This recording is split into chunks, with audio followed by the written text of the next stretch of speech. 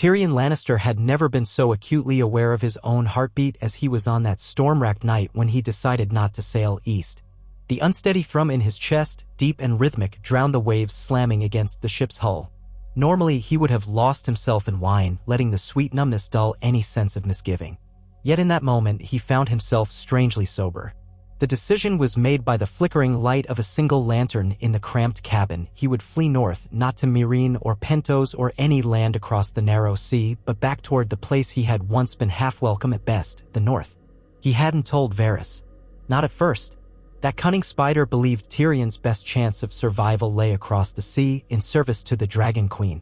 In truth, Tyrion had believed it himself after that damning night in King's Landing. His hands had not yet stopped shaking from the murder of his father, the memory of those crossbow bolts lodged in Tywin's chest.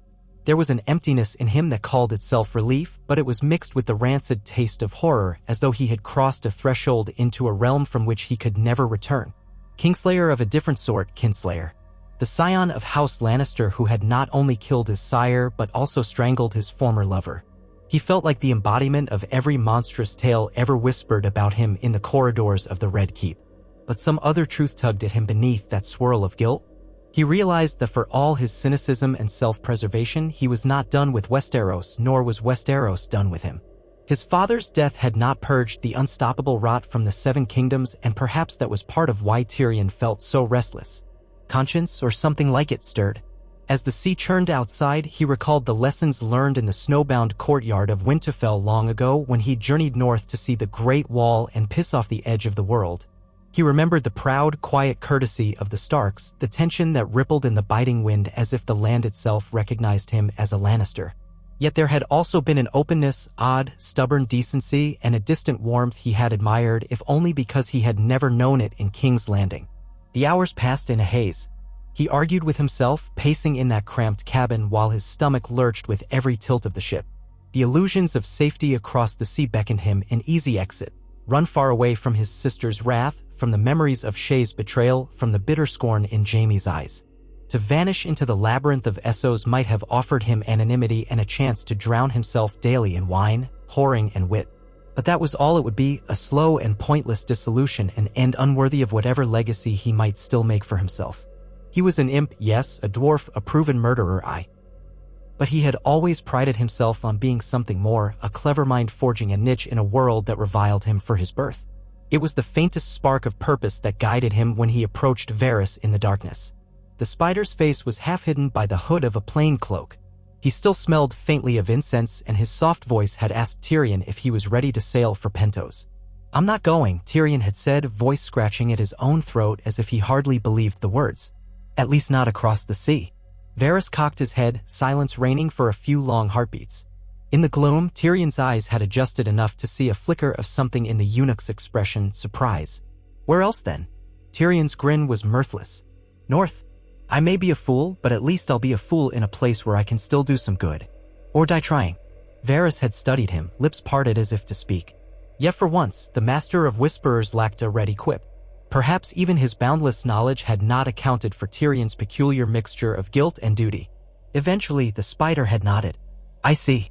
You know what dangers lie there." "I do," Tyrion replied.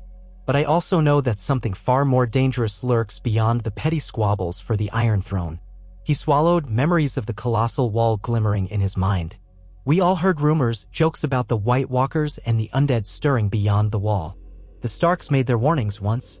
"You trust northern legends?" Varys's voice was gentle, though not without concern. "I trust that there's more than the petty politics I have spent my life wallowing in. And if there is some truth to those legends, the North may need a mind more than another sword. Much as I might prefer to steep myself in wine until my last, short breath, I suppose I'd rather try to matter." He paused. "We can arrange something with this ship or another. You can keep your own counsel about what I do, but I would be grateful if you helped me find a route up the narrow coast or even to White Harbor. Somewhere quiet to land so I don't get my head lopped off upon first greeting." Varys nodded slowly, a conspiratorial light returning to his eyes.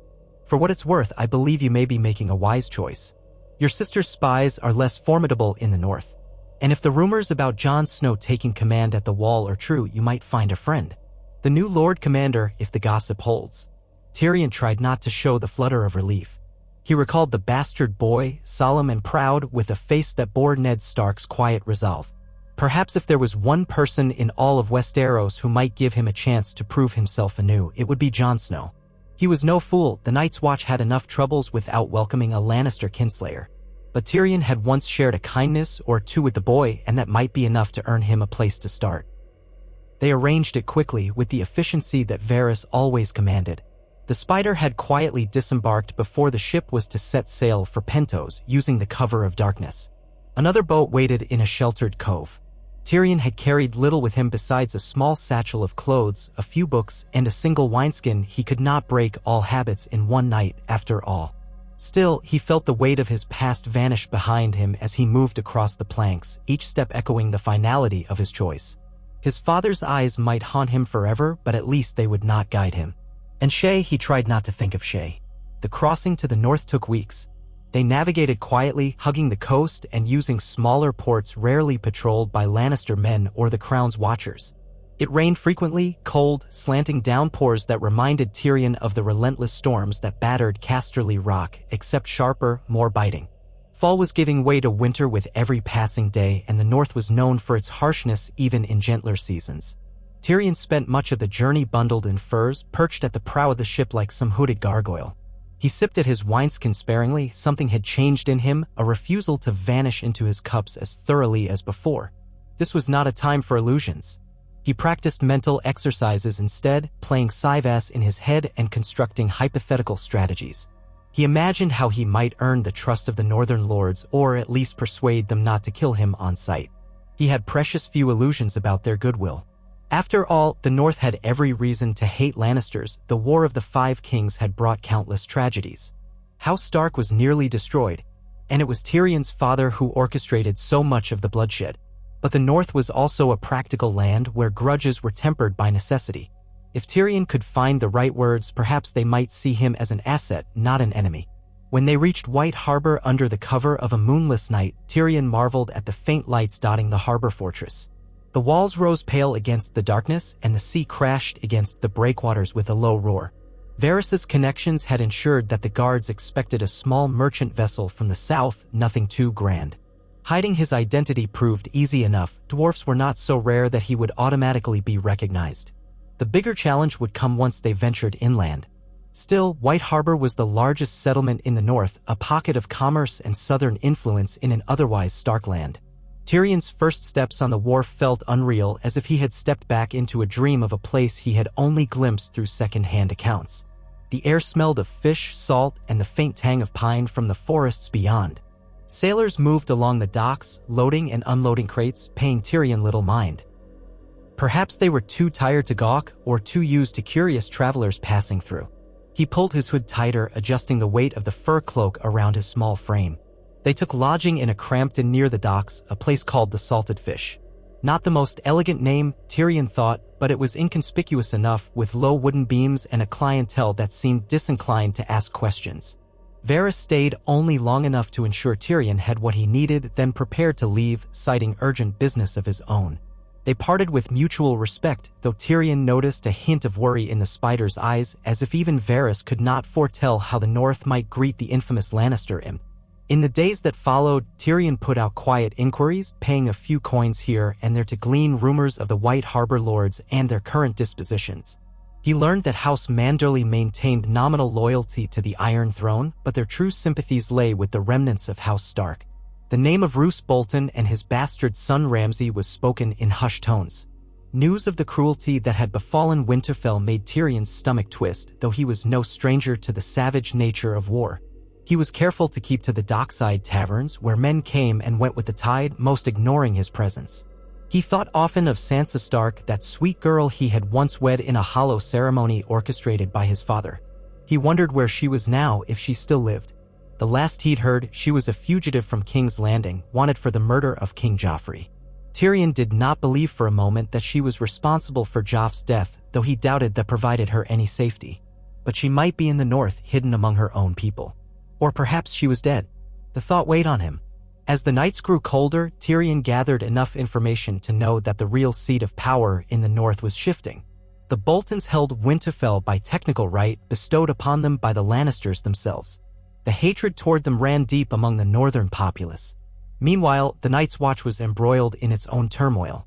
Jon Snow, that quiet boy-turned-man, supposedly commanded as the Lord Commander now, forging alliances with wildlings to keep the real enemy at bay. Tyrion's curiosity intensified. He decided at last that his best chance lay at the Wall. The north was chaotic, and the great houses were tangled in alliances and betrayals that could see a Lannister's head on a spike with a single misstep. But the Night's Watch was meant to be above such feuds. Perhaps there, behind the black, he might find the kernel of hope that had spurred him from the safe route across the sea. So he hired a horse, an old, sway-backed mare that whinnied at him disapprovingly, and joined a small caravan of traders headed up the King's Road. They were all too eager for an extra pair of eyes, even if those eyes belonged to a dwarf who could barely hold a spear. Tyrion carried a short crossbow for protection, though he loathed to think of using it again. Yet traveling in numbers was safer than going alone.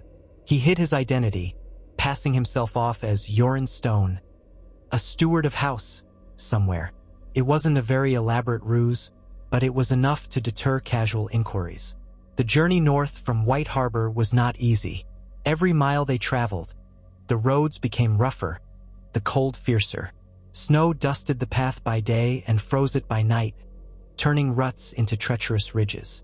The caravan was slowed by wagons laden with goods, mostly salted fish and furs to be sold along the way. At times, the travelers exchanged stories around their night fires, simple folk songs that reminded Tyrion of the common humanity that often went unheard in the red keep's glittering halls. He found himself listening more than speaking, for once not the cynic ready with a barbed jest. Perhaps he had learned that some walls could only be climbed through patience and understanding. Word spread among the travelers about scattered bands of wildlings who had ventured south of the Wall under some sort of truce with the Night's Watch. Fear and distrust ran deep, but also curiosity. If wildlings were crossing, then maybe the stories about white-skinned demons in the far north were true after all.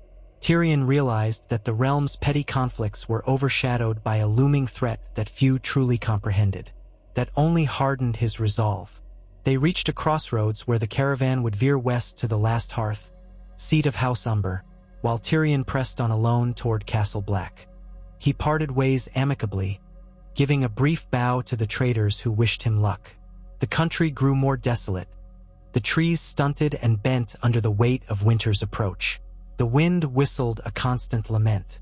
Tyrion's mare, which he had nicknamed Fortune, trudged faithfully over the hardened ground. He missed hot baths and roaring fires, but he found a strange sense of liberation in the starkness around him. The filth and intrigue of King's Landing seemed an entire world away. On the final stretch toward the Wall, Tyrion began to see more frequent patrols of black-cloaked brothers.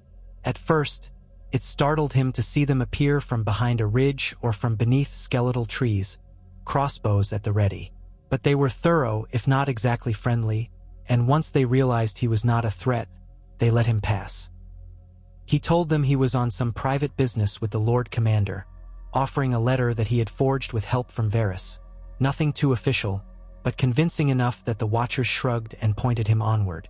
The day he finally arrived at Castle Black was almost anticlimactic. He had visited before, years past, but the black stone and the vast expanse of the wall still took his breath away. The glacier rose like a frozen god, shimmering with an eerie light. Castle Black itself was a stark gathering of buildings at the base, all overshadowed by that monstrous barricade of ice. The yard was filled with men drilling with practice swords, hauling supplies, and performing the 1,000 thankless chores that kept the fortress functioning. A few turned to stare at the new arrival, a dwarf bundled in furs leading a tired mare. Tyrion tried to muster a confident grin, though the dryness in his mouth made it difficult. He tied Fortune near the stables and approached a grizzled man who wore a black cloak and carried a ledger under one arm. "I'm here to see Lord Commander Jon Snow," Tyrion said in a polite but firm voice. The man squinted at him, noticing Tyrion's mismatched eyes, the lion's mane of blonde hair peeking from under his hood. "And who might you be?" Tyrion hesitated. This was the moment of truth, he realized. He could lie, or he could state plainly who he was and trust that the oath-bound men of the Night's Watch would not immediately execute him. "I am Tyrion Lannister," he said at last, letting the words fall heavily in the frosty air. "Come to speak with Jon Snow on matters that may affect the realm entire. If you please." The ledgerman's eyes went wide, and a ripple of astonishment passed among those within earshot. The name Lannister was cursed in the north. Tyrion could almost taste their distrust. But the man gave a curt nod. "Aye, wait here." Tyrion waited under the suspicious eyes of the Black brothers, who muttered to each other. He heard snippets. "The imp, what's he doing here?" "Bloody Lannister," but no one approached to do him harm. The Night's Watch was sworn to take no sides in the wars of the realm, after all. Soon enough, the ledgerman returned, gesturing for Tyrion to follow. The buildings seemed smaller inside the compound than Tyrion remembered, or perhaps it was only that he had grown in a way since his last visit. He was led to a room that served as the Lord Commander's solar, simple in furnishings, but with a heavy wooden table and a battered chair. Jon Snow waited there, upright, the darkness of his cloak melding into the gloom of the chamber. His hair was longer, black curls framing a face that had lost its boyish softness. A short, well-trimmed beard darkened his jaw, and his eyes, those fierce gray eyes, regarded Tyrion with cautious recognition. "Tyrion," Jon said, his voice low. He didn't offer a smile, but there was no immediate hostility in his tone either. "This is unexpected." Tyrion removed his gloves, flexing his numb fingers. "I imagine so. The last time we saw each other, you were hardly old enough to grow a proper whisker. And I was merely a visiting Lannister taking in the sights. I suspect much has changed." Jon studied him in silence for a moment. Tyrion felt suddenly exposed, as if all his sins were emblazoned on his forehead. Yet he met the younger man's gaze. He might be the dwarf, the imp, a kinslayer, but he would not cower. At length, Jon nodded. "You look half-frozen. Sit. We'll speak." And so Tyrion Lannister found himself seated across from Jon Snow, Lord Commander of the Night's Watch.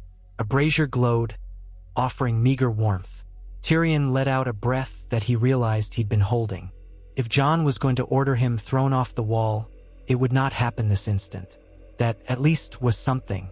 "I left King's Landing under difficult circumstances," Tyrion began softly, "and I've come north seeking a chance to atone, in whatever small way I can. I suspect you've heard some of what happened." Jon nodded slowly, though his expression remained inscrutable. "I've heard rumors. You were accused of killing King Joffrey, and your father died violently." Tyrion's throat tightened. "Yes, both events. I was not guilty of Joffrey's murder, but I was found guilty regardless. My father's death, that was my doing. I will not deny it." The memory stabbed at him, but he forced himself to hold Jon's gaze. "He was going to have me executed. Well, that's another matter. But you should know the truth if we are to speak openly." Jon's eyes flickered with a hint of sympathy. "I see. And you believe the Watch will shelter you from any vengeance that might come from the south. We are neutral in the wars, but we do not exist solely to hide fugitives." "I know," Tyrion said quickly. "I know. I come not to hide. I come because I remember the talk of what lies beyond the wall. I saw you once, a boy with a heart that could carry a heavy burden if need be. And I hear that burden grows heavier by the day, with free folk crossing, with the dead rising. I do not claim to be a warrior, Jon Snow, but I have my mind, and I've always believed it to be worth something. Let me offer what I can to the Night's Watch or to the realm if it comes to that. If you find me unworthy, I'll leave. I swear it." A silence fell, broken only by the crackle of the brazier. Tyrion dared not speak again. He felt the eyed of Jon's contemplation, as if the man was weighing Lannister gold in his hand, uncertain whether it was real or counterfeit. But in those moments, Tyrion realized that everything hinged on Jon's decision. Finally, Jon stood and walked to the brazier, adjusting a piece of coal with a poker. "There's truth in the rumors you've heard," he said quietly. "We've allowed free folk to pass through the wall to save them from the White Walkers. We lost brothers, good men, in the battles beyond the wall. The dead aren't distant legends anymore. I've seen their eyes." Tyrion felt a chill that had nothing to do with the cold air. "I believe you," he said softly. Jon turned to face him. "You're right, we need more than swords. We need plans, alliances, ways to unite the realm. But a Lannister here, an outcast Lannister, if that helps," Tyrion offered with a faint, bitter smile. "I have no illusions that your men will welcome me with open arms. Many in the realm despise me, but perhaps none more so than the North. Even so, I'd rather stand with you against the real enemy than waste away in a foreign land. Give me a chance to prove my worth, if you will." Jon stared at him for a long moment. Then he nodded. I remember our conversations back at Winterfell. You were the first person who treated me well, who acknowledged I was different but not less. That you're here now offering your help speaks to me. Very well. I'll let you stay, Tyrion Lannister. But be warned, the Watch is no safe haven if you shirk your duties or sow discord. The men will test you. They may hate you. But if you're truly here to help, you'll find a way. Tyrion exhaled, relief washing through him in a warm wave. Thank you, he said simply. For once, no sarcastic quip rose to his lips. He meant the gratitude sincerely. Thus began his new life at the Wall, far from the intrigues of Daenerys Targaryen and the shifting alliances in the south. Tyrion found himself assigned a small bunk in a barracks normally reserved for new recruits. The Black brothers eyed him with open suspicion, but they left him be for the most part. Jon spoke quietly to his officers, instructing them to accept Tyrion's presence as an advisor of sorts, a role that was met with some skepticism, for the Night's Watch did not typically place outlanders in positions of trust. But Jon believed in knowledge as well as steel. In the days that followed, Tyrion immersed himself in the rhythms of Castle Black. He watched the training yards, the supply counts, the rationing of food. He listened to the men's stories about what they had witnessed beyond the wall, the quiet terror of stumbling across whites, the feeling of ice in the air that preceded an attack.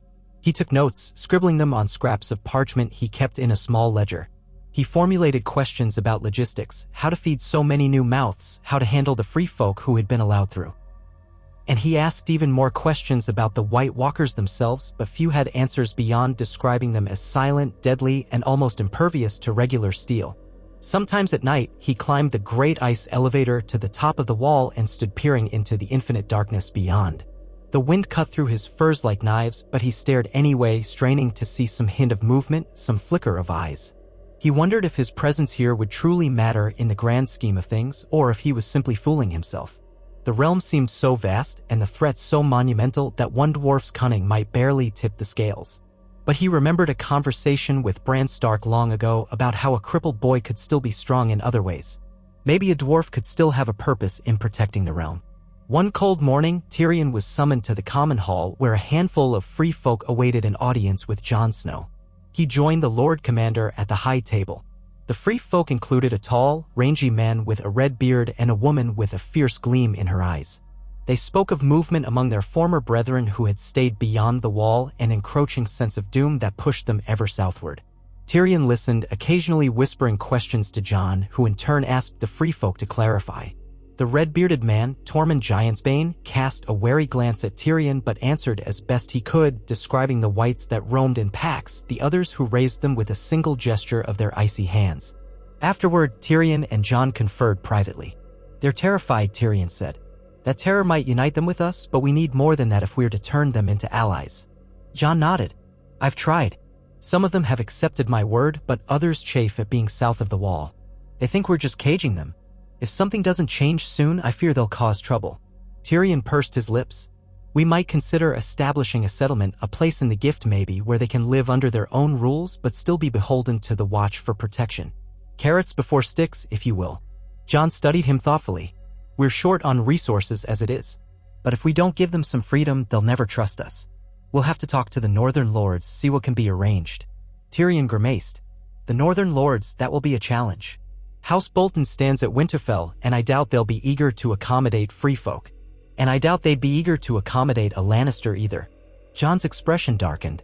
The Boltons are a problem, but there may be other houses that would prefer to follow the Starks' old ways. The Umbers, the Mormonts, some remain loyal. If we can contact them, we might find common cause. Shall we attempt to parley? Tyrion asked, a spark of excitement coursing through him. Here was a puzzle, a chance to negotiate. We send an envoy to the Northern Lords, explaining the threat and seeking cooperation. Perhaps they'll listen to you, a Stark by blood if not by name. Jon hesitated. I've tried before, but letters can be easily ignored. They might need a face-to-face meeting. The question is, who to send? Tyrion tapped his fingers on the table. I'll go. With your blessing, I'll ride out to these houses, armed with whatever you can provide in terms of proof or testimony about what's happening beyond the wall. I may be a Lannister, but I can speak. I can persuade. And if they won't kill me outright, perhaps we can gain allies. Jon paused, eyes flickering with a twinge of doubt. It's risky. Tyrion forced a grin. "I have a knack for survival, if nothing else." He leaned forward. "Let me try, Jon. I came north for a reason, to do some good. Let me do it."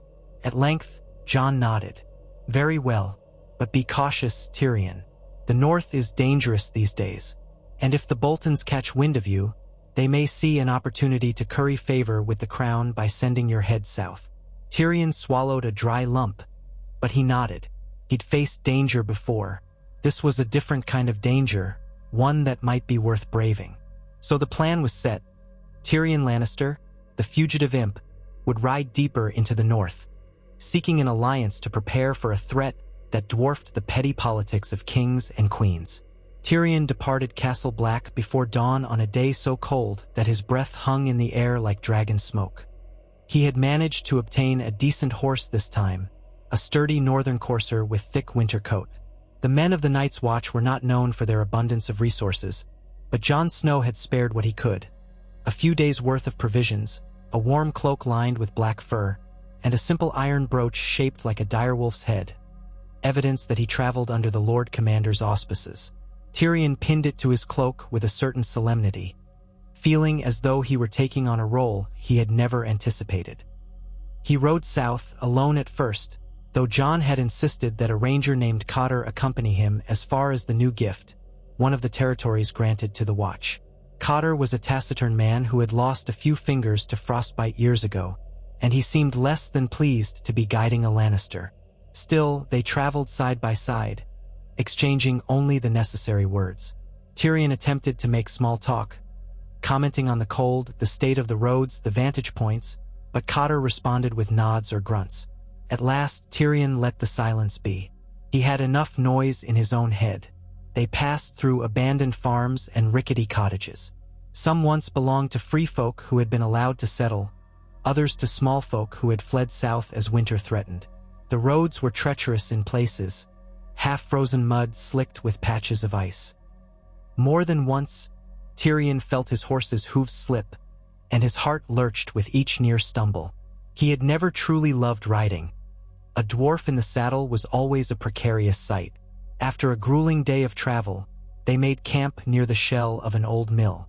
The roof was mostly intact, enough to keep the falling snow at bay. Tyrion coaxed a small fire from damp kindling, grateful for even a bit of warmth. Cotter silently handed him some salted meat, then disappeared into the darkness to keep watch. Tyrion chewed the tough, salty jerky, letting his mind wander back to the comfortable feasts he had once enjoyed in the Red Keep, or even at Winterfell. Those days felt like a dream, a different life altogether. Now he was here in the wilderness, seeking alliances to fight an otherworldly threat. The turn of his fortunes struck him as almost absurd, yet he did not regret leaving that ship bound for Pentos. Morning found them both stiff and chilled, but alive. They continued on until they reached the edge of the New Gift, where a lone watchtower stood. Here, Cotter announced he would turn back. Tyrion offered a thanks, though he wasn't sure if Cotter cared to receive it. The ranger simply nodded, advising Tyrion to keep to the main road if he could find it. Tyrion watched the man depart with a pang of loneliness. Now he was truly alone in the vast north. The next day brought a surprise in the form of an encounter with a pair of riders bearing the sigil of House Mormont, a black bear on a green field. They spotted Tyrion, hooded and cloaked, paused at a fork in the road. One of them, a tall woman with sinewy arms, demanded his name and purpose. Tyrion considered lying, but decided it was best to be truthful. "I'm Tyrion Lannister," he said, lifting his hood enough for them to see his face clearly. "I come from the Wall with news from Lord Commander Jon Snow. I seek passage to speak with the Lords of the North." The riders exchanged uneasy glances. The woman's companion, a wiry older man with a scar across his jaw, spat. "A Lannister? This far north? You'd best hope we don't string you up for what your family did to us." Tyrion held his hands wide in a show of peace. "I've no illusions about my family's reputation, but I am here under truce, representing the Night's Watch. If you mean me harm, at least do me the courtesy of letting me speak first." Perhaps it was the earnestness in his tone, or the presence of the dire wolf brooch, but the riders hesitated. Finally, the tall woman gave a curt nod. The Mormonts remember their vows to the Watch. We won't harm you if you bring no harm to us, but we'll escort you. We're bound for Bear Island, and there's a path that splits toward Deepwood Motte. You can go on from there. Tyrion bowed his head gratefully. You have my thanks. I'd welcome the company. He did not mention that company meant safety. Even a pair of traveling Mormonts, suspicious as they might be, were preferable to roving bandits or worse. They rode together for several days, though conversation remained minimal. The Mormonts, Daisy and Roderick at least shared some tidbits about the state of the North. The Boltons were consolidating power from Winterfell, though rumors persisted that the Lords of the North would never fully accept them. The Stark name still carried weight, especially among smaller houses like the Mormonts, Glovers, and Cerwyns. Tyrion learned that there had been sightings of a girl believed to be Arya Stark, though the accounts varied wildly. Some said she was holed up in the Wolfswood, others that she was crossing the Vale. Tyrion felt a pang at the mention of Ned Stark's youngest daughter. She, like Sansa, had vanished into the winds of the war. One night around the campfire, Tyrion mustered the nerve to ask, "Do you know if there's any word of Sansa Stark in the North?" He kept his tone casual, though he felt a deep concern. She had been his wife, however forced the match. He still felt responsible for her in some fashion. Daisy's gaze flickered. "We heard she was in the Vale, under the protection of her aunt, before that woman died. But beyond that, I know nothing. Some say she's still hidden away. Others say she's been taken or killed. The realm's been cruel to House Stark." Tyrion nodded gravely, stirring the embers with a stick. "It has been cruel to many." He felt a hollow weight in his chest. If he had stayed in King's Landing, would he have done anything to help Sansa? Likely not, imprisoned and condemned as he'd been. Still, guilt gnawed at him. He silently vowed that if he ever crossed paths with her again, he would do what he could to see her safe. Eventually, they parted ways near Deepwood Motte. The Mormonts continued west, and Tyrion pressed south, following an old road that led toward the heart of the North. Onward he rode, passing through thick forests of pine and fir where the wind sang through the branches like a mournful chorus. He had to rely on his sense of direction and occasional signs carved into trees or stone markers. It was slow going, and more than once he feared being turned around, lost in the vast wilderness. At night, the howling of wolves set his nerves on edge. He clutched his crossbow, though he prayed he would not have to use it. At last he emerged from the trees to find a scattering of small homesteads, smoke curling from rough chimneys.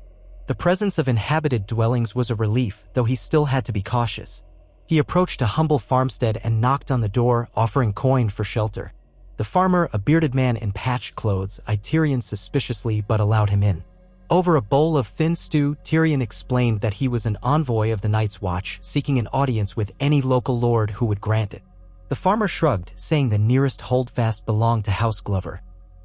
Deepwood Motte was retaken from the Ironborn, he said. Lord Glover might be there or might be in the field, I can't say. The next morning, Tyrion made his way to Deepwood Motte, a fortress of tall wooden palisades perched on a rise. Guards at the gate challenged him, bristling when he named himself a Lannister, but he was prepared. He showed them Jon Snow's brooch and calmly insisted he came on behalf of the Watch. After a tense delay, they led him inside, escorted by a half-dozen armed men. Tyrion felt the weight of their animosity pressing upon him like an invisible hand at his throat. They took him to the main hall, a sturdy wooden structure with a great hearth at its center. Lord Glover, a broad-shouldered man with dark hair shot with gray, rose from his seat when Tyrion entered. The scowl on his face deepened at the sight of a Lannister. Tyrion bowed politely. Lord Glover, he began in a clear voice, I am Tyrion Lannister, emissary of the Night's Watch. I beg a moment of your time. Glover's hands were tight on the table's edge. A Lannister here? After what your family did? You have some nerve showing your face in the North. Tyrion inclined his head. I understand your anger, my lord. My family's actions in the war were grievous. But I stand before you not as a Lannister of the Rock, but as a representative of Jon Snow, Lord Commander of the Night's Watch. Our interests go beyond any personal quarrels. Winter is coming, and with it a threat that may consume us all if we do not stand united. A silence fell. One of Glover's men spat onto the floor. Another tapped his sword hilt. But Glover eyed Tyrion thoughtfully, as though trying to see past his name to the truth of his words. Finally, he gestured for Tyrion to continue. The White Walkers are real, Tyrion said, stepping closer to the hearth. He welcomed the heat. They raised the dead to fight for them. The free folk have fled south of the wall not because they want our lands, but because they're running from an enemy that can't be reasoned with.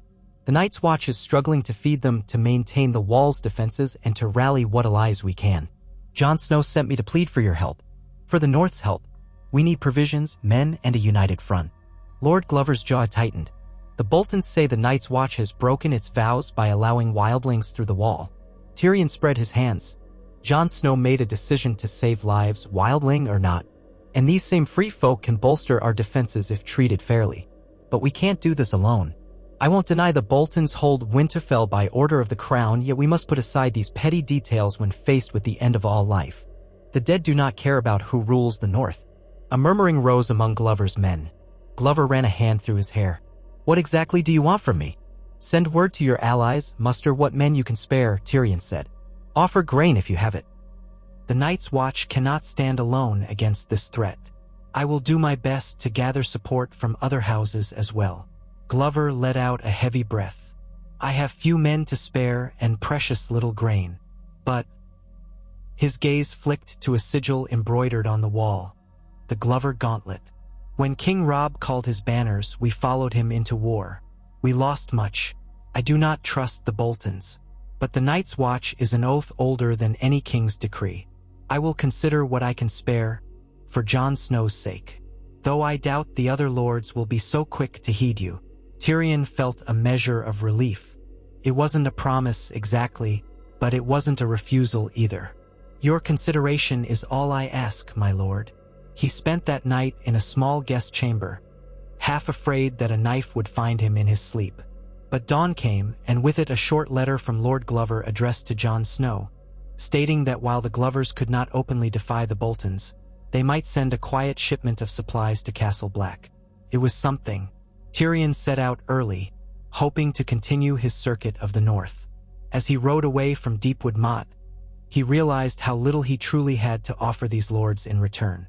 He was essentially begging for aid on behalf of the Watch, expecting them to share resources while the Boltons held power. He might have to risk a confrontation with the Boltons themselves. The very thought made his throat tighten. Ramsay Bolton's reputation was one of cruelty, and Roose Bolton was rumored to be as cold-blooded as any man in Westeros. If they captured Tyrion, the fate that awaited him would make his father's crossbow bolts seem merciful. Still, he pressed on. He visited the Serwyns, the Tallhearts, and any minor lord who would grant him an audience.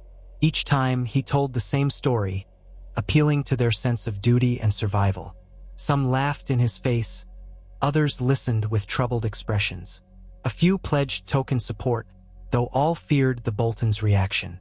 Tyrion learned that House Bolton had agents moving through the North, collecting taxes and hunting down any who openly resisted. With every conversation, Tyrion became more convinced that the North was a powder keg waiting for a spark. After weeks of this effort, winter's grip tightened further. Snow piled in drifts along the roads and the wind howled with savage fury. Tyrion found himself increasingly reliant on the hospitality of small folk, offering coins or performing small tasks to earn a warm corner by the fire. More than once, he slept huddled under an overhang of rock, the horse whickering uneasily through the night. He learned to keep his crossbow loaded, and within reach wolves sometimes prowled close, their glowing eyes visible in the firelight. Despite the hardships, he felt a strange sense of resolve. Every step he took, every conversation he had, reminded him of a kind of honor absent in the southern courts. The North might be battered, its leadership compromised, but the old ways lingered. The memory of the Starks lingered. Tyrion began to understand that if the North could be rallied, it would become a formidable bulwark against the coming storm. His next goal was to reach the Wolf's Wood and possibly make his way to the western strongholds like Torrhen's Square. He heard rumors that the Umbers at the last hearth were restless, that they might be planning something. He also heard rumors about a gathering near Winterfell. Some said Ramsay Bolton was to be wed, perhaps to a girl claiming to be Arya Stark. The notion of that made Tyrion's blood run cold. Another false Stark bride, no doubt, to cement the Boltons' claim. If that was true, then any house that dared resist would be in even greater danger. A fateful encounter took place at the edge of the Wolf's Wood. Tyrion was riding at dusk, the setting sun staining the snow a pale pink, when he spotted a lone figure stumbling through the drifts. Concerned it might be a traveler in need, he approached cautiously. As he drew nearer, he realized it was a young woman wrapped in a threadbare cloak, her hair a tangled mess. She carried a small knife and appeared half-starved, with eyes that darted like a cornered animal's. "Are you hurt?" Tyrion called out from a safe distance. He kept a hand near his crossbow, uncertain if this was a trick. Bandits sometimes used ruses to lure in travelers. The woman glanced up with a start, brandishing the knife. "Stay back." Tyrion halted his horse. "I mean no harm. Are you lost?" She stared at him with wild eyes. "I escaped from them." "The Boltons?" Her voice trembled. Tyrion felt a chill. "Come closer," he said gently, "and I'll give you some food. You can warm yourself by my fire." "I'm alone, I promise you." She hesitated, shivering, and then shuffled forward, still clutching the knife. Tyrion reached into his saddlebag, pulling out a small loaf of hard bread and a bit of dried meat. He tossed them toward her. She snatched them up, devouring the food in frantic bites. Tyrion waited. Eventually, she lowered the knife. "Thank you," she muttered, her voice rasping from thirst. Tyrion offered her a flask of water as well. After she drank, he asked, "What's your name?" She hesitated, fear dancing across her face. "My name is Jane," she said at last. "I was a servant at the Dref Fort, forced to go to Winterfell with them. I ran when I got the chance." Tears glistened in her eyes. "Ramsay is a monster. He does terrible things." Tyrion had heard the stories. He suppressed a shudder. "You're safe with me, Jane. I'm no friend of the Boltons." He glanced around. "We should find shelter before it gets darker." He led her to a small thicket where they could build a fire, using his horse as a windbreak. Jane kept shaking from both cold and terror, and Tyrion draped an extra cloak over her. He gleaned bits and pieces of her story. Ramsay Bolton had taken her to Winterfell after the Ironborn had been driven out. She'd seen flayed corpses, horrors in the dungeons.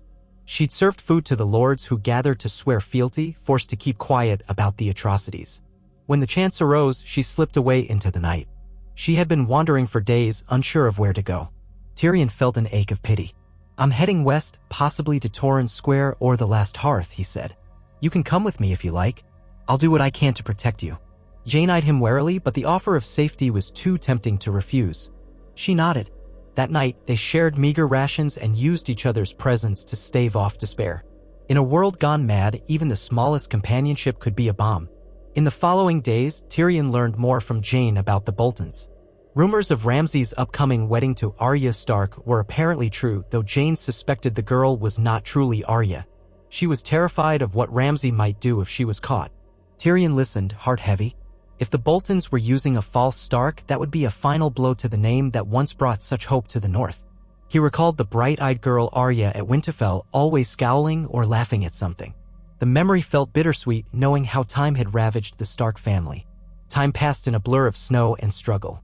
Tyrion and Jane skirted the edges of the Wolfswood, hoping to avoid any Bolton patrols. The land was eerily quiet, as if holding its breath.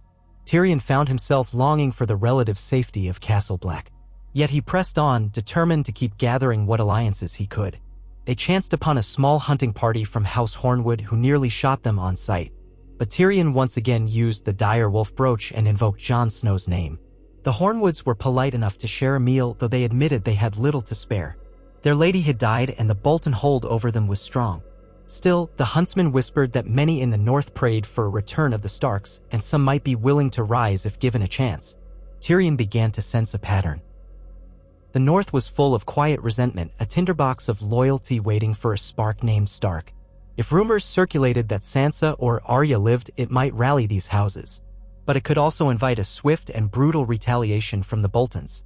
He wrestled with the dilemma. Should he encourage these hopes, or was that too dangerous without concrete proof? One evening, he confided in Jane as they huddled by their campfire under a rocky overhang. "If I could find the real Arya Stark, or Sansa, if she's truly in the north, I might unify these lords against the Boltons. But if I fail, or if the Boltons catch wind, it might be the end of us all." Jane pulled the cloak tighter around her shoulders. "I've heard whispers that the real Arya Stark is far away or dead. The girl at Winterfell is a decoy, so they say. But if Sansa Stark is alive, maybe she could rally the north." Tyrion gazed into the flames, recalling Sansa's haunted eyes on their wedding night, the fear she tried to hide. He had tried to be kind to her, in his own limited way, but he was still a Lannister, the family that destroyed hers. If she truly was in the north, would she trust him? The notion felt slim. But perhaps trust was not necessary, only cooperation. The question is, how do we find her, if she's even here? Jane shook her head. I don't know. But if the Boltons are about to marry a girl they call Arya Stark, that might draw out those loyal to the real Arya or Sansa. People might come to see the wedding. Or attempt something. Tyrion drummed his fingers on his knee.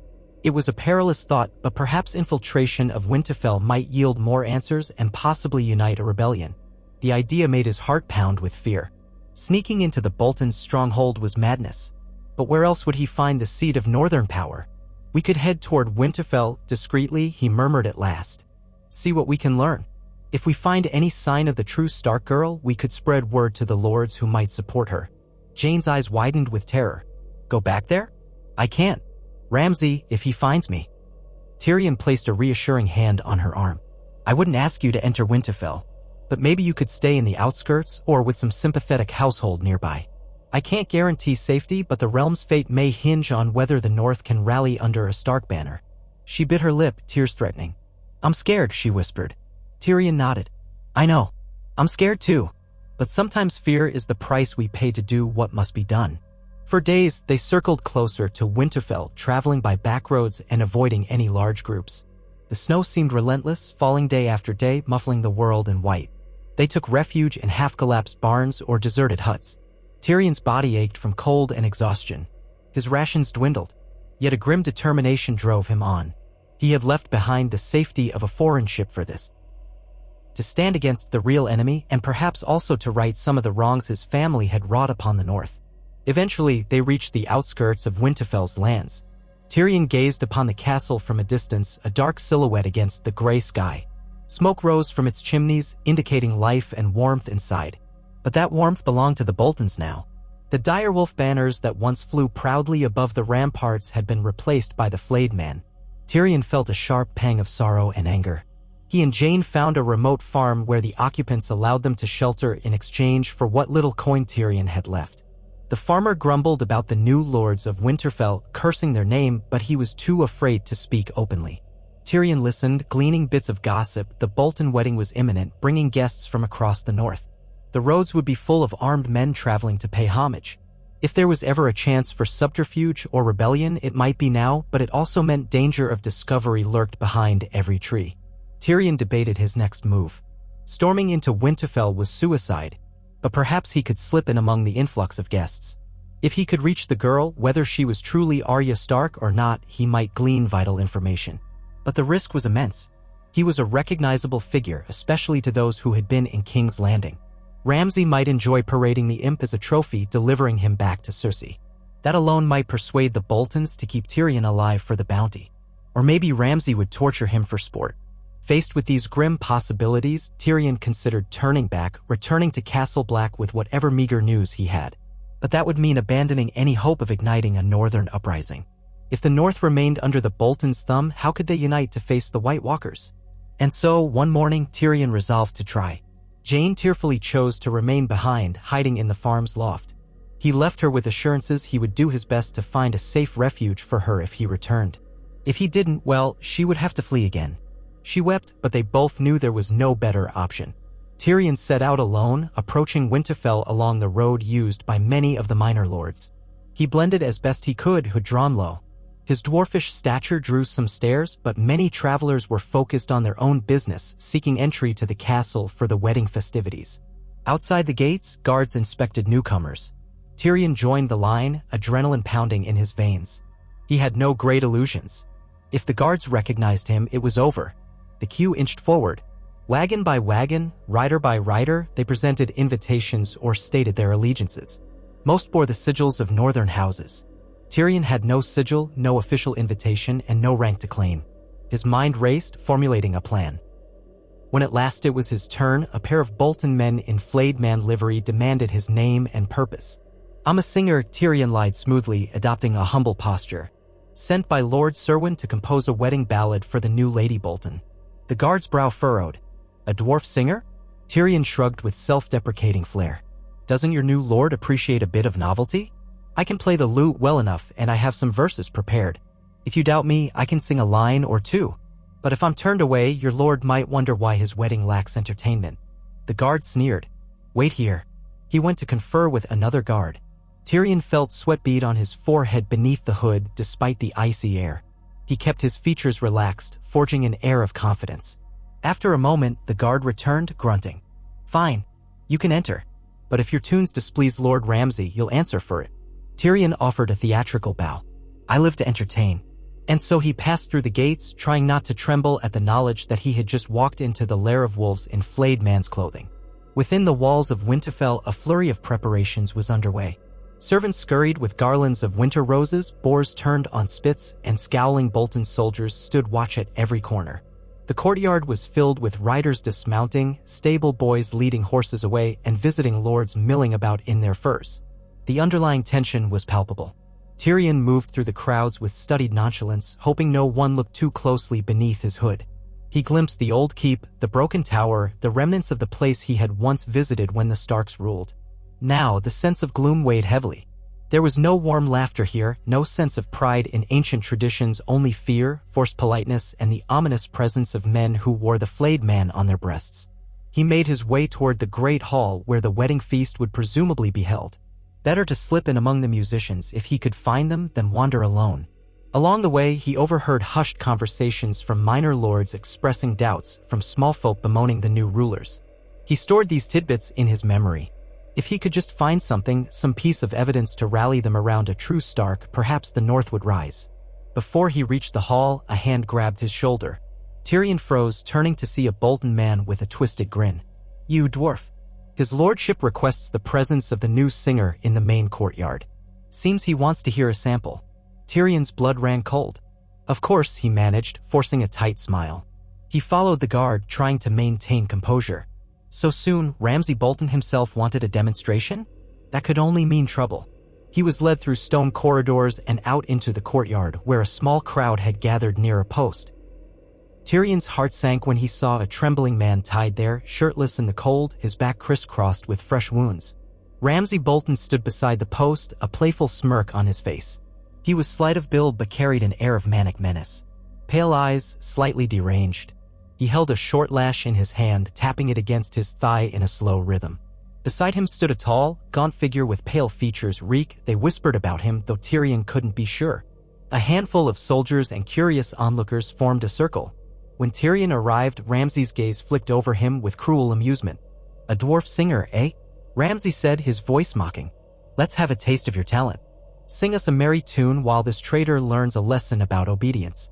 He gave the lash a snap in the air. Tyrion's mouth went dry. He had no illusions about his singing ability, he was passable at best. But refusing would be unthinkable. So he drew a shaky breath, racked his mind for a bawdy tune he might recall from the taverns of King's Landing. Something to distract from the horror. He began to sing, voice unsteady at first. "A lusty lass from Lannister did find a knight so bold." He forced himself to project, weaving the words with as much flourish as he could muster. Ramsay listened with an indulgent smirk, then casually brought the lash across the bound man's back. The man let out a ragged scream, and Tyrion's voice nearly faltered. But he pushed through, continuing the song about a comedic affair. The courtyard resounded with the man's cries and Ramsay's soft chuckles. Tyrion's heart thundered in his chest. Each lash seemed to echo in the cold air, a stark reminder of the brutality that ruled here. When Tyrion finished the song, Ramsay gave a derisive clap. "Not entirely dreadful," he remarked. Then he leaned in close, eyes gleaming with sadistic delight. "But I prefer my entertainments to have more bite. Perhaps tomorrow you can sing at my wedding feast.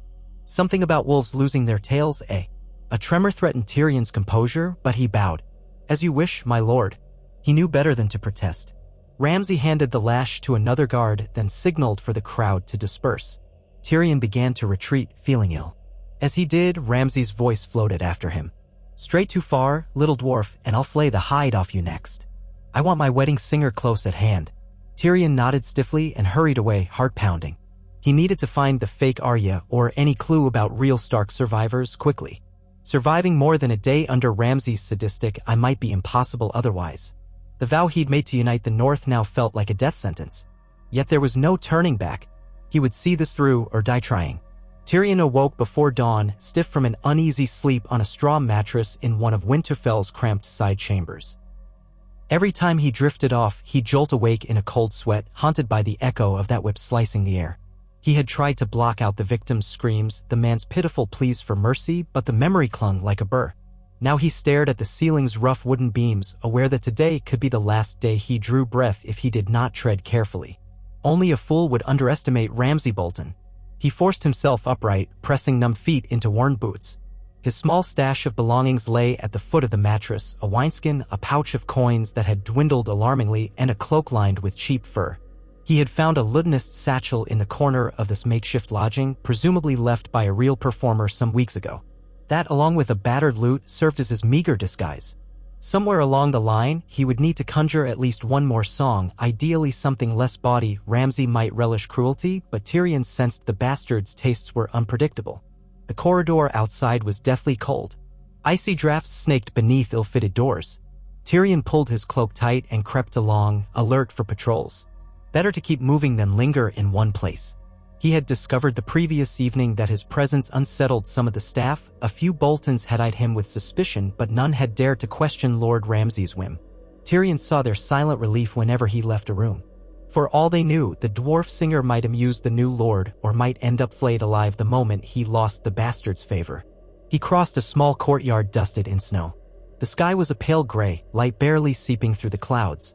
Two stable boys led a pair of horses across the cobblestones. From the far side came the smell of wood smoke and roasting meat, no doubt preparations for the wedding feast. Any wedding in the north was typically a grand affair when a great house was involved, but one under the Boltons' auspices would be overshadowed by a constant, quivering fear.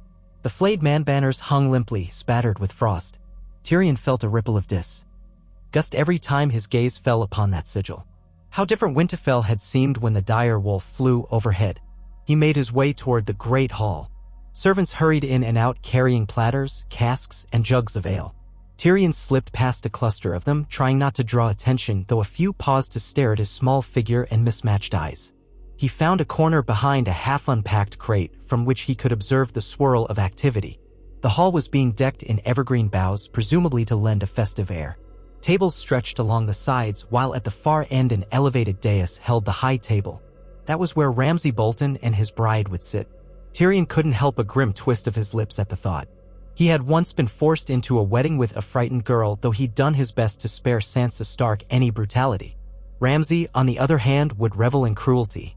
Where's the so-called Arya Stark? Tyrion wondered. He had seen no sign of her last night, only the coterie of Bolton men and the lesser northern lords who dared show their faces. The wedding would presumably be performed in the Godwood or the Great Hall itself, depending on the Bolton preference. If the bride truly was a decoy, it might mean she was guarded closely until the moment of the ceremony. If Tyrion could reach her, speak with her, confirm her identity, he might glean some advantage. Then again, if the bride was truly Arya Stark, that would be a revelation that could unite half the North. Yet he doubted it. The rumors were too strong that the real Arya had vanished far from these lands. But false or not, the girl was key to Ramsay's claim. He would not let her wander about unsupervised.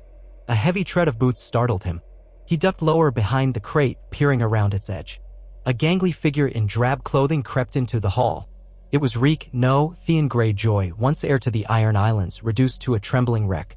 Tyrion remembered Theon from Winterfell long ago, a youth brimming with arrogant swagger. Now, the man's hair was patchy, face sallow, eyes darting like a beaten dog's. He carried a small tray of what looked like bones and scraps, perhaps the remnants from the kitchens. Theon slid along the wall, head bowed. Several servants ignored him or pretended to. Tyrion had heard rumors of Reek, the creature Ramsay had tortured into submission, forced to commit unspeakable acts. A flicker of pity stirred in Tyrion's chest. If anyone might know the truth of this wedding, it was the man once known as Theon Greyjoy. But speaking to him openly was fraught with risk. Tyrion would need subtlety. He watched Theon disappear through a side doorway, presumably heading to some back chamber. Tyrion paused, weighing the danger. Then, steeling himself, he followed. The door led into a dim corridor with sloping stone floors. Torch brackets lined the walls, though many were unlit, leaving swaths of shadow. The corridor twisted left, then right, revealing a warren of older passages that must have existed before part of the castle was rebuilt. Far ahead, Tyrion glimpsed Theon's shape vanish around a bend. He hastened his steps, mind racing for how to approach. He found Theon in a narrow storeroom at the corridor's end. The man crouched by a barrel, depositing the bones and scraps. Tyrion cleared his throat softly, stepping forward with measured caution. "You there," he said, voice low. "I'd speak with you a moment." Theon jerked upright, eyes wide with alarm. He looked half ready to bolt. I shouldn't be here. I have duties." Tyrion raised both hands in a calming gesture. "I'm not here to cause trouble. I only want to ask about the wedding. I hear the bride is, some call her Arya Stark." Theon paled, lips quivering. "She's not truly Arya." That was all Tyrion needed to confirm his suspicions. He fought the urge to smile in triumph. This was but one piece of a puzzle. "Then who is she?" Theon's gaze flicked to the doorway, terror plain on his face. His voice dropped to a fearful whisper. "She's Jane Poole, a girl from Winterfell. They took her, made her say she was Arya." "Ramsay," he swallowed, trembling. "Don't speak of it. If they find us talking." Tyrion's heart lurched at the name Jane. So there was more than one per soul named Jane in Ramsay's orbit. The realization stung. The girl who had escaped with Tyrion had also been a servant from the Dreadfort. This other Jane was forced to play Arya Stark. The cruelty of it was beyond measure. He forced composure. "Calm yourself. I have no wish to see you harmed. But this deception, do the Northern Lords know she's not truly Arya?" Theon's eyes darted around. "Some suspect. But if they protest, Lord Ramsay punishes them. Or Lord Roose. The Boltons, they hold Winterfell by the king's decree, and the lords are too frightened to question it openly." Tyrion felt a flicker of hope. If enough of them learned the truth, truly learned it, might they revolt? After all, the North is said to hold the Stark name above all else. Theon shook his head frantically. They suspect already, but they need a real Stark. Without that, who leads them? Sansa's gone. Bran and Rickon, they say the boys are dead. Lord Eddard's line is ended, everyone believes. They're too afraid to rally around rumors. Tyrion exhaled, mind spinning. If only Sansa Stark were here, or Rickon, or Bran, someone to raise the direwolf banner. But that was a distant dream. The North had no certain Stark left to claim dominion, so the Boltons ran amok. "Thank you," Tyrion said quietly. "And you? Why do you remain here, serving them?" He already suspected the answer, but some stubborn curiosity drove him to ask. A tremor ran through Theon's frame. His voice cracked with desperate self-loathing. "I have no choice. Ramsay, he's broken me 1,000 times. I betrayed the Starks once. I can't do it again, but I can't fight him either." Tears gathered at the corners of his eyes. "I'm Reek. There's no going back." Tyrion's throat tightened. However Theon Greyjoy had erred, no man deserved what Ramsay had inflicted. "I won't press you further," he said softly. "But if you do find a shred of courage left, consider helping that girl. She deserves better than to be a pawn in this farce." He turned to go, but Theon's voice stopped him. If you dare anything, be warned. They watch everything. Ramsay wants to keep his bride under lock and key until tonight, when the wedding is sealed. And then Theon grimaced as though recalling horrors. He'll show her off. And show anyone who questions him what he's capable of. Tyrion nodded, a lump in his throat. A fair warning. He let the gloom swallow him as he left, mind swirling with renewed urgency. Back in the corridors leading toward the Great Hall, he found the entire castle stirring with greater intensity. The wedding day had arrived in earnest, and no doubt Ramsay wished to appear the gracious host. Tyrion couldn't guess how many lords had traveled here, but from the chatter among the servants, he deduced that some from the nearby houses, Serwyn, Ryswell, and Dustin, had arrived. Possibly even a representative of House Manderley was expected, though rumors flew about whether Lord Wyman Manderley would risk showing respect to Bolton rule. Tyrion's instincts said no, not after what the Lannisters had done to the Manderleys' ambitions and the Starks in general. But it was possible a lower-ranking Manderley had come to observe. Everyone wanted to see if the North's new overlords could truly hold Winterfell. Tyrion took a calculated risk and wandered the castle's open spaces. He was mindful to avoid suspiciously quiet corners or locked doors. Better to be seen in passing like a performer going about his day than skulking in shadows.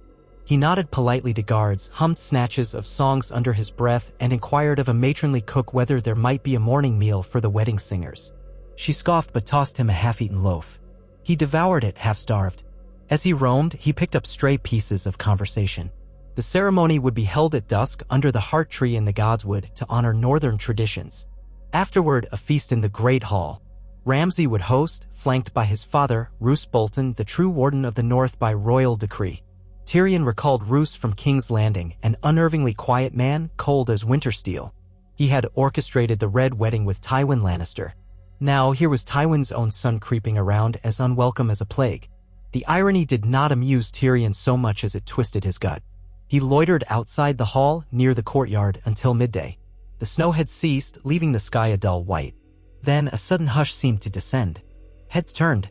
Through the open gate of the castle's main yard rode Roose Bolton and his retinue, arriving with minimal pomp. His bannermen flanked him, along with a few pale-faced men in leathers bearing the flayed man's sigil. Ramsay himself emerged from a side entrance to greet his father, face alight with a strange mixture of eagerness and wariness, like a dog hoping for a pat on the head yet expecting a kick. Tyrion watched from a discreet vantage point. Roose dismounted, handing the reins to a groom.